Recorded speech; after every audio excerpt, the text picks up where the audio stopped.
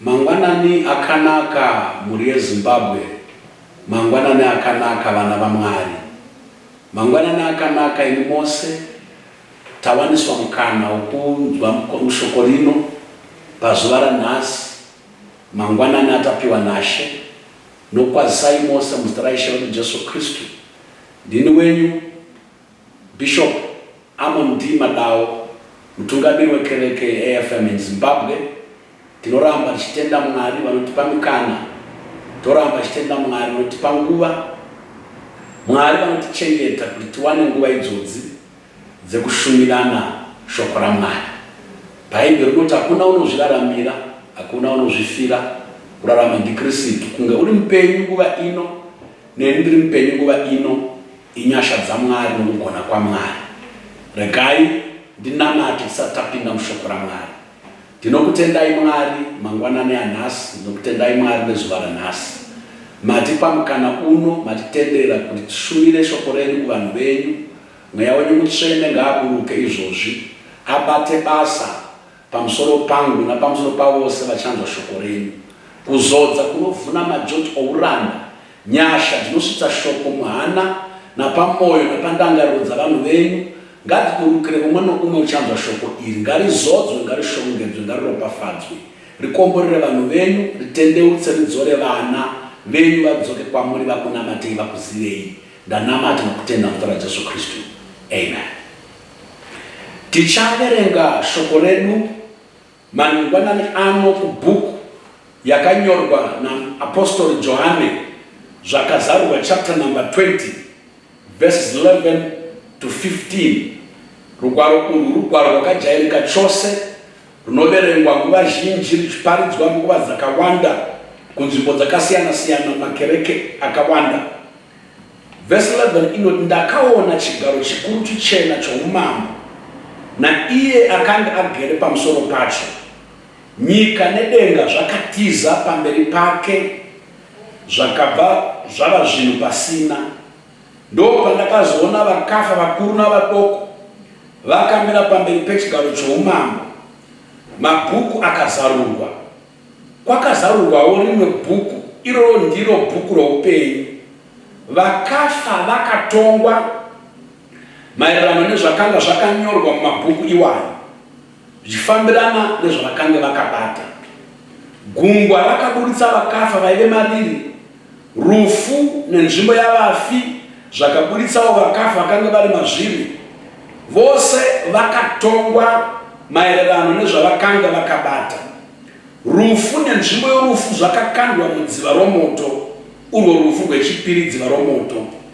Kana zita romunhu rikashayikwa risina kunyorwa mubhuku roupenyu, munhu iyeyo akakandwa mudziva romoto.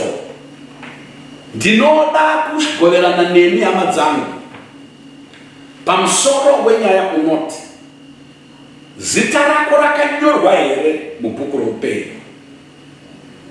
Zita rako rakanyorwa here mubhuku roupenyu? Nyaya yandinayo nhasi inyaya yokunyorwa kwemazita mubhuku youpenyu. Mubvunzo waunofanira kupindura unoti, zita rako rakanyorwa here mubhuku youpenyu? Nyaya yekunyorwa kwamabhuku, kwamazita mubhuku, haisi nyaya itsva, inyaya yakajairika kune vakawanda. Paunofamba nendege uchikwira ndege, zita rako rinonyorwa mutiketi nemadetails ako nomutumbo wako. Asi mubvunzo unoramba uchiti, kunyange zita rakanyorwa mumatiketi endege, rakanyorwa here zita rako mubhuku roupenyu? Kana mwana achizvarwa zvikuru munyika ino yeZimbabwe, zita rake rinonyorwa mubirth record reyellow card inonzi birth record. Yewe richitaura kudai, zita rako rakanyorwa mubirth record. Asi mubvunzo waunofanira kupindura ndounoti, rakanyorwa here mubhuku roupenyu? Mazita evanhu vakawanda arimo muzvitupa zvavo, nemamwe epakati nepakati asingadaidzwi. Asi mubvunzo waunofanira kundipindura nhasi, uzvipindure iwe, upindure naMwari, ndeunoti, rakanyorwa here mubhuku roupenyu? Mazita evamwe vakachata akanyorwa mamarriage certificate avo, mutsamba dzemichato yavo. Asi ndichiri kubvunza mubvunzo uyu, unofanirwa kupindurwa nomurume nomukadzi, mukomana nomusikana asati asangana nomusiki wake, ndokuti rakanyorwa here zita rako mubhuku roupenyu? Mazita evanhu akanyorwa mumapato, makadhi emapato avanosapota ematongerwo enyika. Zvakanaka izvozvo kuti vakuzive kuti uri member yepati iyoyo. Asi mubvunzo unoramba uchibvunza ndounoti, rakanyorwa here zita rako mubhuku roupenyu? Vane dzimotokari vane mabhuku anonzi maregistration book emota, mazita avo akanyorwa ipapo, asi mubvunzo unoramba uchibvunzika ndeuwowo wokuti rakanyorwa here zita rako mubhuku roupenyu. Ndichitaura kudai, zita rako rakanyorwa mufoni yemusikana wako, zita rako rakanyorwa mufoni yemukomana wako. Mubvunzo unoramba uchibvunzwa nhasi, waunofanira kupindura ndounoti rakanyorwa here mubhuku roupenyu? Vaya vane mapurazi nevaya vari kumusha vane mombe dzavo, mazita avo akanyorwa mubhuku redhipa. Hongu zvakanaka kuti mombe izikanwe kuti ndeyako, iwe ndiwe muridzi wayo, asi tinoramba chingobvunza mubvunzo iwoyo. Zvarakanyorwa mubhuku redhipa rakanyorwa here mubhuku roupenyu? Vazhinji vanopinda makereke, mazita avo akanyorwa mumarekodzi emachechi avanopinda. Hongu zvakanaka kuti uzikanwe kuti uri nhengo yekereke yokwenyu nokunyoresa zita, asi mubvunzo unofanirwa kupindura zvavanyoresa zita mubhuku rekereke, zvawakanyoresa zita mubhuku rokuchechi, rakanyorwa here mubhuku roupenyu? Kunyoreswa kwezita mubhuku nerejista yechechi zvakasiyana nekunyoreswa kwezita mubhuku regwayana, mubhuku roupenyu. Ndinokumbira vana baba nana mai, vakomana vasikana, mubvunzo uyu ngaudzame mundangariro dzedu, ngaudzike pamwoyo wako, ngaudzike muupenyu wako, ugone kuupindura kuti zita rangu rakanyorwa here pandiri kufamba, ndichikwira nokudzika, ndichienda kumabasa, ndichiita zvandinoita. Zita rangu rakanyorwa here mubhuku regwayana? Zita rangu rakanyorwa here mubhuku roupenyu? Neni ndiri kukushumirai nhasi, mubvunzo iwoyo ndinofanirwa kuupindura. Ndinofanirwa kuva nechisimbisiso mumwoyo mangu nechapupu mumweya wangu chokuti zita rangu rakanyorwa mubhuku regwayana, rakanyorwa mubhuku roupenyu. Taverenga shoko raMwari muna Zvakazarurwa chapter number 20 from verse 11 to 15. Verse 11 inoti, ndakaona chigaro chichena chikuru choumambo neuyo wakanga akagara pamusoro pacho. Vana baba nana mai, chigaro chakaonekwa naJohani achi chigaro chachifu wekumana kwenyu. Chigaro chakaonekwa naJohani achi chigaro chaHedimeni. Johani chigaro chaakaona achi chigaro chaDCC chairman. Chigaro chakaonekwa naJohani achi chigaro chakomisari, achi chigaro chakansela. Chigaro chaakaona achi chigaro chabhishopu. Wakaona chigaro chaMwari wamasimba ose agere pachigaro, chigaro chaMwari wamasimba ose, chigaro chesimba, chigaro chaJehovha Mwari, chigaro chokubwinya, chigaro chaJehovha Mwari, chigaro chauye wakasika denga napasi, chigaro chaJehovha, chigaro chamutongi, mutongi wavakafa navapenyu. Chigaro chaakaona, chigaro chokutonga, chigaro chinotonga nyika yose. Vakuru navadoko, vanoshamisa nevasingashamisiri, vanotongwa pachigaro ichocho. Muchigaro ichocho mukasvika, zvese zvako zvinoburiswa pachena. Kana tichitaura nyaya yezvigaro, vamwe vakagara pazvigaro nemhaka yekuti kune vanhu vakavavhotera, asi uyo ugere pachigaro ichi hakuna wakamuvhotera. Vamwe vagere pazvigaro nemhaka yekuti vakagara nhaka youshe, wana baba vavo kana masekuru avo vakaberekwa mudzimba dzinonzi dzoumambo, asi uyo haana akamubereka. Ugere pachigaro kubva nokusingaperi kusvika kusingaperi. Vamwe vanogara muzvigaro zvinogarwa munyika ino nekuda kwemishonga, asi uyo haagari pachigaro nekuda kwemishonga. Vamwe vanogara pazvigaro nemhaka yekuti vakaromba, asi uyu akaonekwa naJohani haana kugadzwa pachigaro nenyaya dzokuromba. Vamwe vanogara pazvigaro nokuda kuvhunusira vamwe, votyiwa zvonzi zvaari akadai ngatimusarudzei tivhotere iye agare pachigaro, asi uyo haana wakamuvhotera, uyo haana waakachichidzira. Vamwe vagere pachigaro nemhaka yekuti uripo wakakampena ukadhikampena vamwe, asi uyu ugere pachigaro nokusingaperi.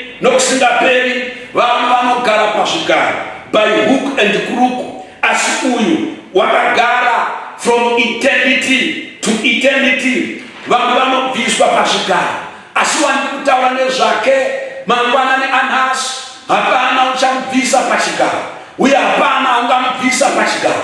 Satani wakambozvizama achiri kunzi Lucifer, akati chakwidza chigaro changu choenda pamusoro pechigaro chowamasimba ose, ndigoenda pamusoro pemwedzi, ndigoenda pamusoro penyeredzi napamusoro pamakore. Achironga izvozvo agere pachigaro, is omniscient, unoziva zvinofungwa nomunhu mumwoyo make, unoziva zvinofungwa nemunhu ari munyanza, wakazviziva. Satani paakaronga hondo iyoyo wakabva akaironga atokundwa kare, nekuti uripo ugere pachigaro. Bhuku inoti nyika yakatiza negungwa rakatiza pamberi pemurume akanga agere pachigaro. Vana baba nana mai, uyu ugere pachigaro unotyisa, unofanirwa kuti anamatwe. Ugere pachigaro unofanirwa kutyiwa, mabvi ose anofanirwa kufugama pamberi pemurume uyo agere pachigaro. Ndimi dzose dzinofanirwa kupupura kuti iye ndimambo, ndiye ishe. Agere pachigaro ndiye mutongi wavakafa navapenyu. Verse 12 na 13 inoti pamberi pechigaro ichocho ndakaona vakafa vakuru navadoko vakamira pamberi pake vachitongwa maringe nemabasa akabatwa nomwe wavo. Bhaibheri rinoti bhuku ndobva zazarurwa, mabhuku ndobva avhurwa, gungwa rakaburitsa vose vakanga vafira mariri, guva rikaburitsa vose, rufu rukaregedza vose, hadhesi kavaregedza kuti vauye pamberi pechigaro. Vana baba nana mai, nyaya yokutongwa kwavanhu nenyaya yokutongwa kwenyika haichaparidzwi zvakanyanya mazuva ano. Ndakambozvitaura masvondo akapfuura ndikati ukaiparidza nyaya yokutongwa kwenyika nenyaya yekuguma kwenyika, nyaya yekudzoka kwaJesu, vanoti unochichidzira vanhu, vanoti wakuvhundusa vanhu, vanoti wakuda kudzirira vanhu muchechi. Vana baba nana mai, nyaya yekunamata nenyaya yekusanamata ichaperera pachigaro chomutongi uchatonga. Vese vanomunamata vachasvika pachigaro chokutonga, umwe nomwe achitongwa maringe nokubata kwake. Vamwe vasina kumunamata zvakare, umwe nomwe uchamira pachigaro ichocho. Hanzi bhuku dzakazarurwa, vanhu vakatongwa sezvakanga zvakanyorwa mumabhuku.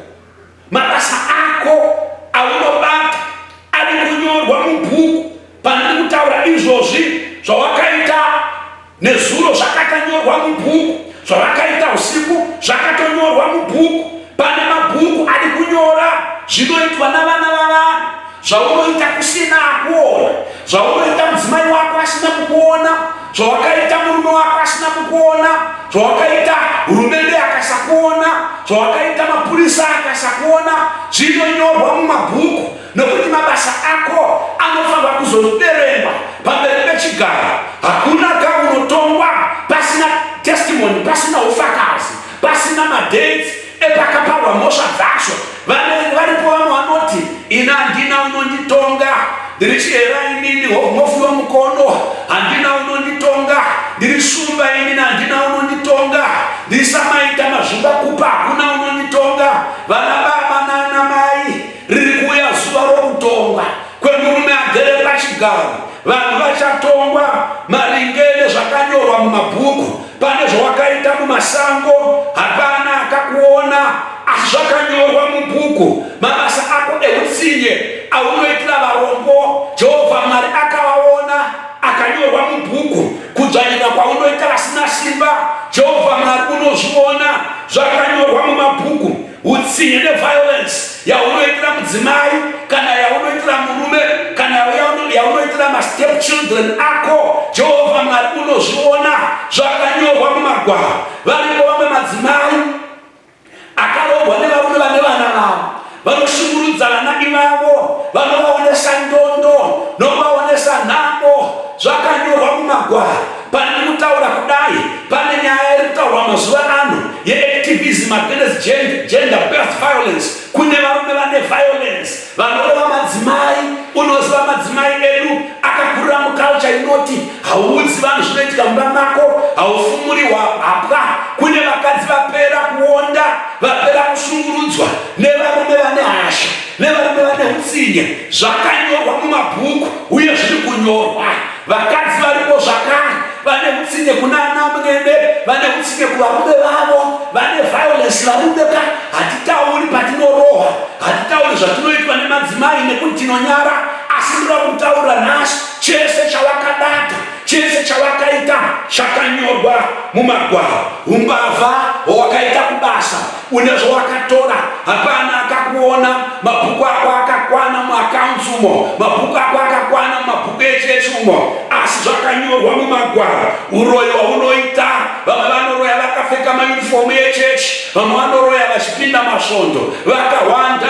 Zvakanyorwa mumagwaro, zvakanyorwa mumabhuku. Kune vavakauraya, kune ropa ravakadeura, zvikanyorwa mumagwaro, zvakanyorwa mumabhuku. Nhema dzaunoita, corruption yauinayo, yakanyorwa mumabhuku. Ndiri kuzvitora pai, Bhaibheri rinoti mabhuku akazarurwa, umwe nomwe akatongwa maringe nemabasa ake akanga akanyorwa mumabhuku, akanga akanyorwa. Kune bhuku vana baba rine zita rako, kune bhuku amai rine zita rako, kune bhuku vakomana nevasikana rine zita rako. Uripo ari kunyora nekuti zvichavhurwa, zvinofanirwa kuvhurwa pachigaro chokutonga.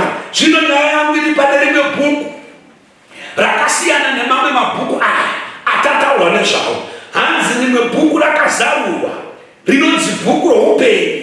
Ani nani wakawanikwa zita rake risina kunyorwa mubhuku roupenyu wakakandwa mugomba romoto. Nyaya yangu mangwanani ano, meseji yangu mangwanani ano yakatumwa kwauri naMwari ndekuti kubvunze mubvunzo unoti zita rako rakanyorwa here mubhuku roupenyu? Zita rako rakanyorwa here mubhuku reGwayana? Usati wafa, mubvunzo iwoyu unofanirwa kunge wapindurwa mukati meupenyu hwako. Ishe vasati vakudana, mubvunzo iwoyu unofanirwa kunge wapindurwa mukati meupenyu hwako. Asi ukafa usina kugadzira nyaya iyi pamberi pako apa kwauri kuenda, hakuna kumira zvakanaka. Before you die, this question must be settled in your life. Before you die, you must sort out this matter.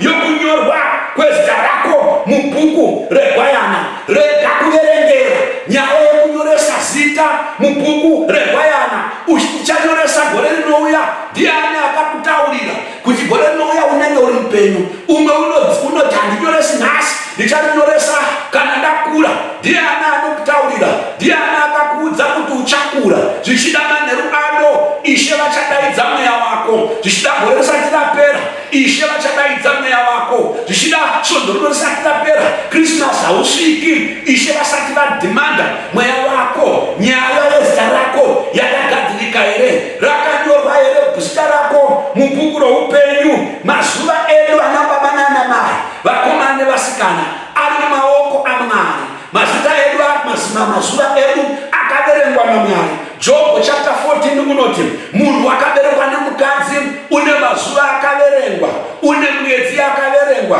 une miganhu yasingatenderwi kudarika. Hausati waziva miganhu yako, hakuna unoiziva usati wasvika pamuganhu wako. Zita rako ngarinyorwe mubhuku roupenyu, zita rako ngarinyorwe mubhuku reGwayana.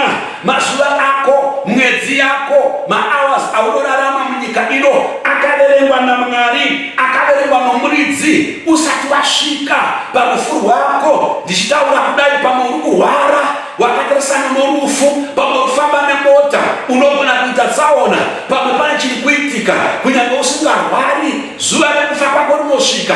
Asi zuva irori risati rasvika, unofanira kugadzira nyaya yekunzwa kuti zita rako rakanyorwa here mubhuku reGwayana. Zita rako rakanyorwa here mubhuku roupenyu? Wakanyoresa here? Pane rwiyo runoimbwa mumakereke runoti rakanyorwa rikadzimwa. Hanzi mune zita risimo mutsamba, mune zita risimo mutsamba. Rakanyorwa rikadzimwa. Ana Samutoko vanoti rakanyoriwa rikadzimiwa, richitaura kudai richiparidza izvozvi kune zita risimo mutsamba, zita renyu mukoma harimo mubhuku, zita renyu baba harimo mubhuku youpenyu, zita renyu hanzvadzi harimo mubhuku roupenyu, zita renyu mukoma, zita rako mwanangu harimo mubhuku roupenyu, pamwe rakanyoriwa rikadzimiwa.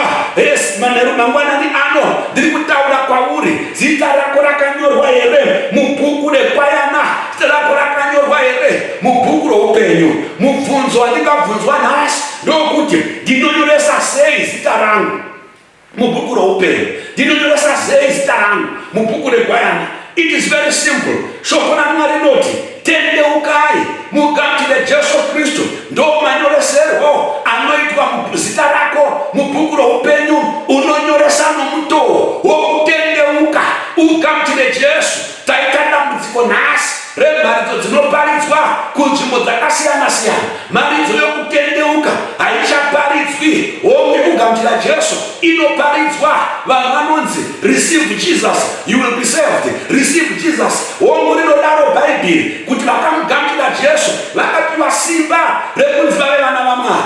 Asi nyaya yokugamuchira Jesu inotangirwa nenyaya yokutendeuka. Murume, mukadzi, baba, amai, mukomana, musikana, tendeuka ugogamuchira Jesu. Tendeuka usiye zvakaipa zvako, tendeuka usiye mabasa akaipa, tendeuka usiye godo rawinaro, tendeuka usiye utsinye wawinao, tendeuka usiye ruvengo, tendeuka usiye umbavha, tendeuka usiye umondi. Iwowo ugamuchire Jesu. The first thing that you must do kutendeuka. Kutendeuka kupa godzi rako kunyika, kupa godzi kuna Satani, kupa godzi kumabasa akaipa. You turn around, unoita a complete turn around. What ini mabasa akaipa ndichada, Satani namadhimoni aka ndichabuda, mabasa eumbavha ndichada, mabasa ekudhakwa nembanja ndichada, mabasa emadrugs andichada, mabasa eumbimbidoga andichada, utsinye wangu andichada.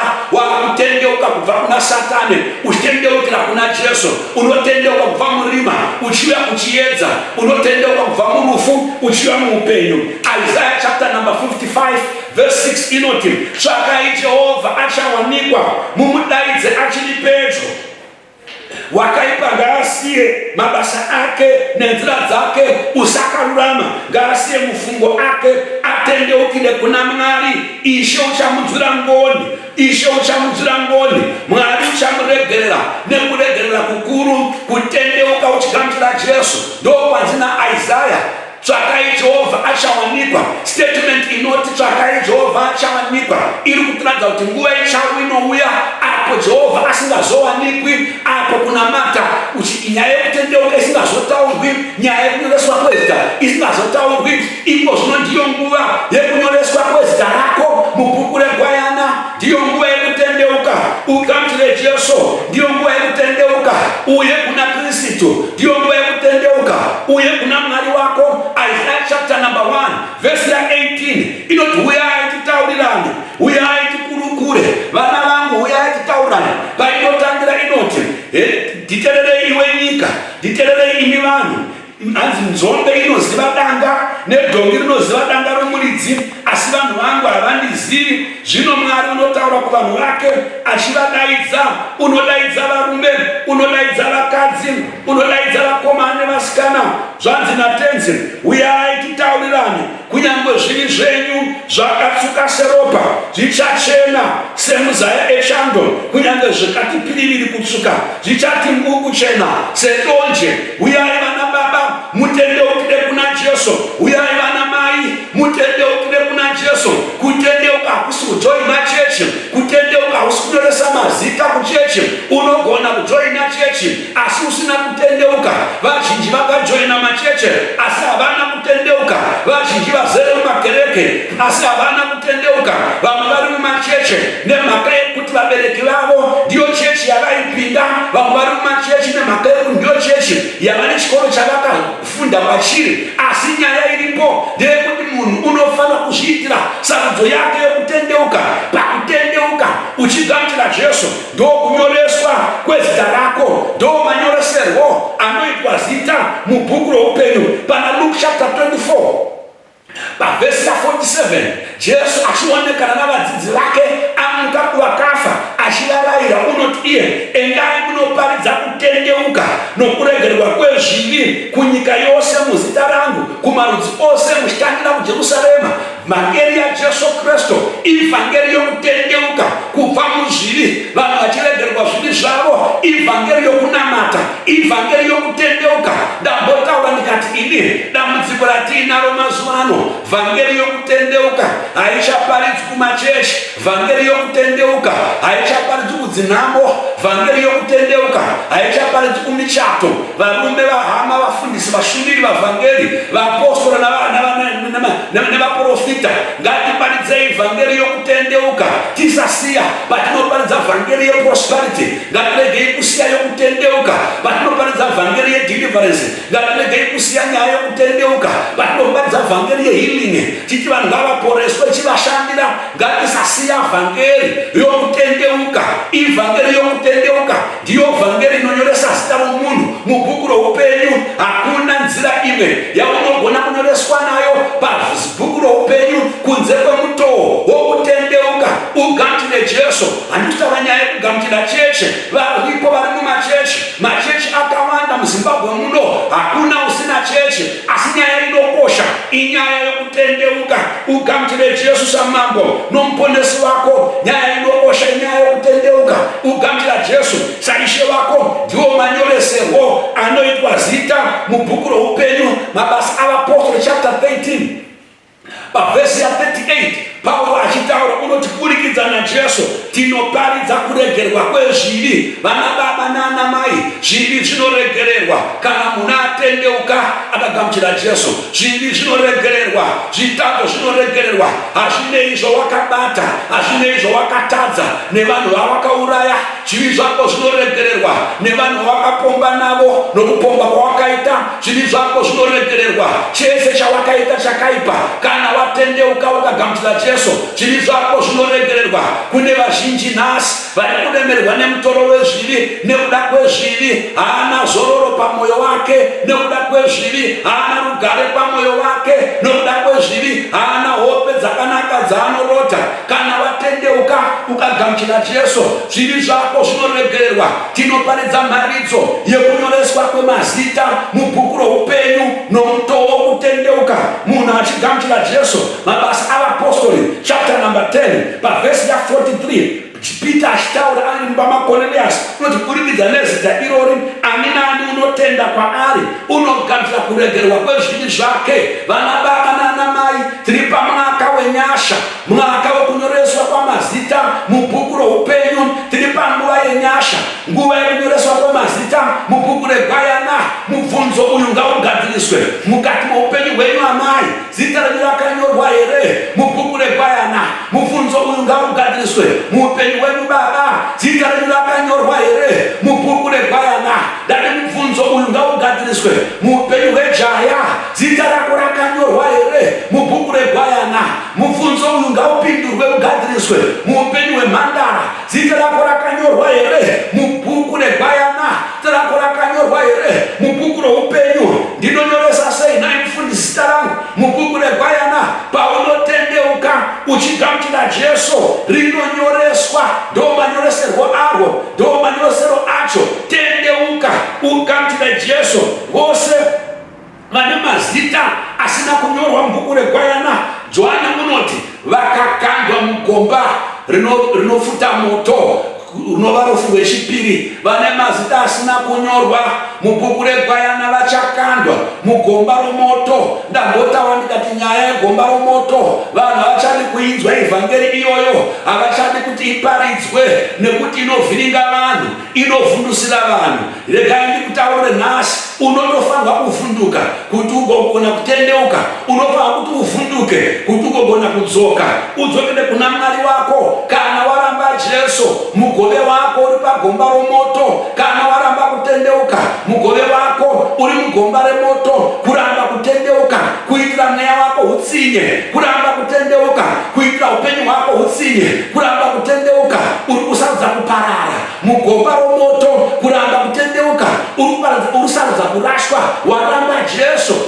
watadza kuparara. Waramba Jesu, watadza rufu. Rakanyorwa here zita rako mubhuku reGwayana.